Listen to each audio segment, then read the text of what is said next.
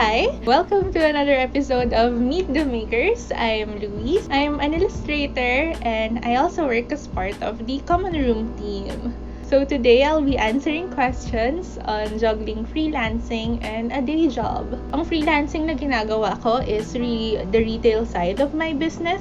So designing and creating merch. I sometimes take commission and illustration projects. And then for the day job, a lot of it is really just marketing work for common room and admin work. We've been working from home, I think ever since naman. But dati, we used to meet once or twice a week for shoots. Pero since COVID happened, wala.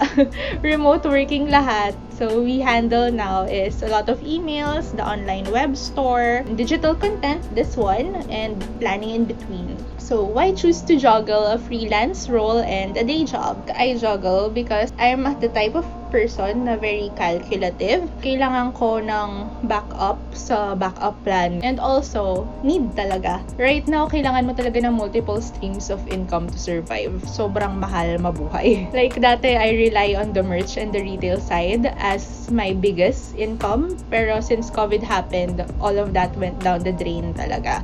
So, juggling is like a sense of relief kasi if one does not work out, meron ka pang backup, meron pang iba na kaya mong gawin. Pero before, I really did not think of it that way. Ano lang talaga, I like trying things out. When I was a fresh grad, I really love applying to things. Matapang yung batang ako.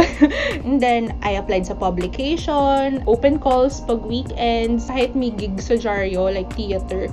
Kasi wala lang, gusto ko siya. So, I applied to it. And then, dahil doon, marami ko in-apply. Marami rin ako na-reject. Pero, I really didn't mind rejections that time since I was already working a different office job na 7 to 5. I was already working at a different engineering office. Yung extra things that I applied to were not work per se. They were more like my creative outlets after work. Common Room internship was one of those things that I applied to back in 2017 and sinuwerte, nakapasok. If I didn't juggle all my interests and if I didn't apply to all of those things, I really wouldn't be doing what I'm doing now. Eventually, with all the juggling and the trying things out, dun mo ma-realize kung ano talaga yung gusto mong gawin. Kasi, na-try mo na lahat eh. So yun, and when you find yung gusto mong gawin, you learn to prioritize and drop the other things that don't work for you, whether financially man yun or emotionally.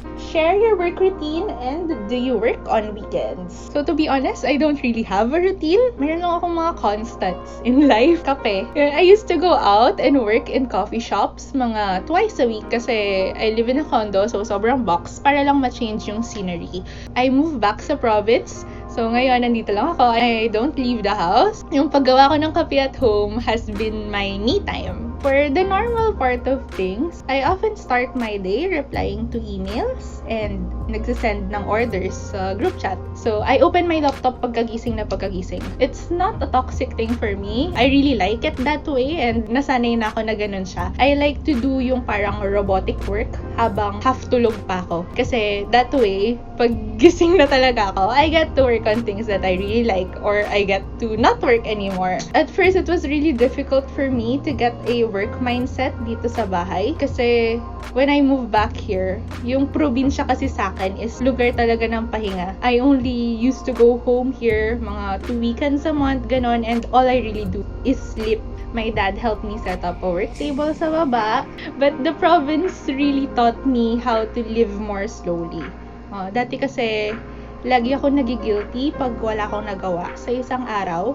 And then, after dinner, ang gagawin ko noon pag nagigilty ako is, I will pack merch. It's a fake sense of accomplishment or really, you did something. At least may nagawa ko for today. Nagpack ako ng merch, ganon.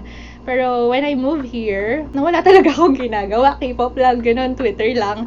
Pero, it's nice kasi ngayon, just because feeling mo wala kang kwenta as a person today, that doesn't mean na wala ka ng kwenta as a person talaga. We're all trying to get by every day. So, you just do what works for you as long as you're not harming anyone. Yun. I'm just really lucky now that my day job in Common Room isn't time fixed. So, yung pinakagusto ko is hawak ko talaga yung oras ko. So, con side nun is, yes, I do work on weekends. Merong work kasi na dapat daily like yung customer service related or social media posting, ganon. Pero since hawak ko na yung oras ko, you can manage it better. I potentially just have a list of things to do, whether daily or weekly for common room. I get to do that at 2 p.m. or 2 a.m. Kahit anong oras pa yon, kahit anong araw pa yon, as long as you get it done on time. In between all that, that's when I do the freelance work or creative work, whether for a client siya, merch side. Pero if walang other work, I really just work for me.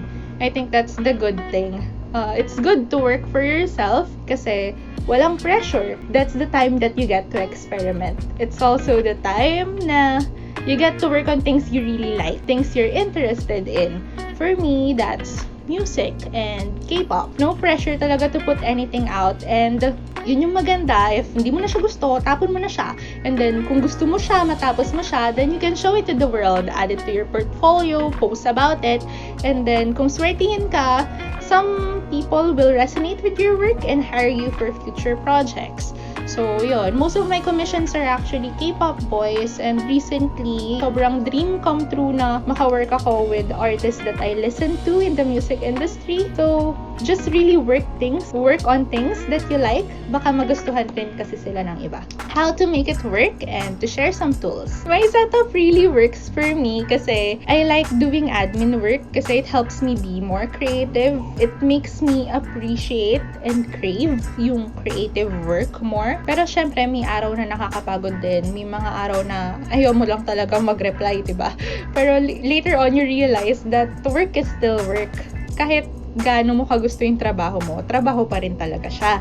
And whether creative man yun or admin side man yun. Pero yung maganda is, the more you like the things you do, the more rewarding it will be. As for tools, I think you should really just do you. Ako yung type ng person na gusto kong naglila. That's why my products are actually notepads kasi I like that sense of accomplishment na nag-check ka dun sa mga box. Kahit na yung nakalista lang dun is maglinis ka ng kwarto, ganon. So, I love my notebooks and my notes app. And sometimes, ito, nasa Notion siya. I like Notion pag feeling mong customized ng digital workspace. Kasi pwede ka magpalit ng mga picture-picture doon. So, more than a productivity thing, I think it's more on ang saya niyang i-customize. Do you see yourself committing to one path in the future? Either as a freelancer or a 9-to-5er. Would you recommend this path to other creatives or your fellow artists? To be honest, maybe I'll just be working for myself someday. I really do see that. Pero not anytime soon talaga. I'm someone kasi who wants many things, and for that, I really need to ipon and pera. Kailangan natin yon. Yung parang, I want my own studio someday. Maybe I want a coffee shop. I really want to travel a lot. Kaya lang ako nagtatrabaho para makalayas. Maybe someday I'd also want to go back sa engineering. To be honest, I don't want to close any doors, whether sa freelance or sa 9-to-5. If ever I do get to stay on just one path in the future, I think I'll still be trying things out on the side. If you're someone like me na marami kang gustong gawin and marami kang interest na ayaw mong pakawalan, just keep juggling them. So, yun lang. Go lang. Juggle ka lang. Yun. Maybe my takeaway is you really don't have to box yourself. You don't have to go into one thing thinking na that's the only thing you'll be doing forever.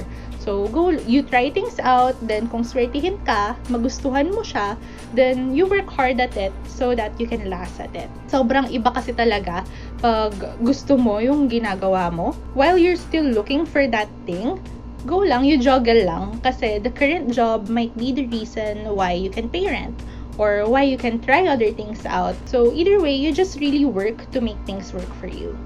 Non-work things. Share 5 books, 5 Netflix shows, and a work playlist. Most of the books I really read are in Manila. Dito, I just really read a lot of fan fiction. 5 Netflix shows. Friends, of course. Modern Family. Wag na tayong magpaka-fake. K-drama lang talaga ang pinapanood natin. I really love drawing songs. I think I'll draw some songs from this playlist that I will share. Yun lang. I think this was too long. I hope you get something out of it, and thanks a lot listening to me ramble. Common Room also has a Patreon account where I'll share an art and business interview soon. Go check that out and become a Patreon and support our community of artists and makers. Thank you. Bye.